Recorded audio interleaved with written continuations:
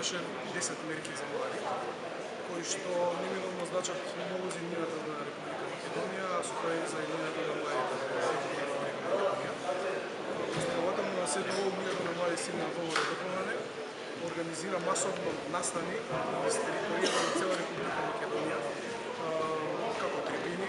кои што сме присутни и денеска, одредени настани со делење на флаери и така натаму, се со цел овие мерки да бидат дополнително детално објаснати на сите млади луѓе во Република Македонија.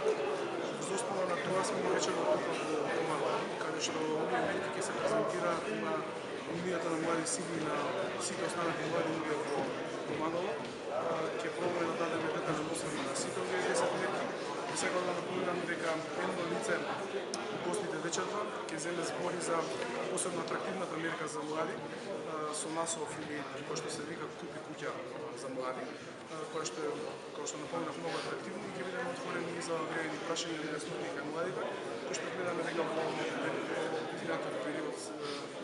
ги има. Исто така би сакал да напоминам дека блиска иднина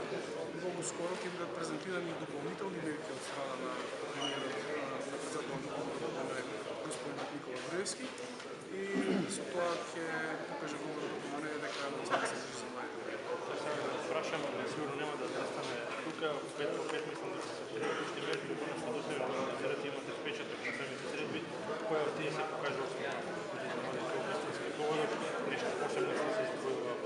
тоа што им погодило. Овие 10 мерки кои што ги напоменав ќе се спроведуваат во месец март оваа година, затоа не можеме да кажуваме колку е интересно. Меѓутоа, ете, например, една од мерките сега што ми доаѓа на ум е превозот железнички за млади, кој што претходно беше секоја трета недела во текот на месецот, сега е секоја прва и трета недела во текот на месецот. Таа се покажа како доста корисна и искористиле близу околу 50.000 млади луѓе во Република Македонија, трае само неколку месеци, што значи дека има вака доволен.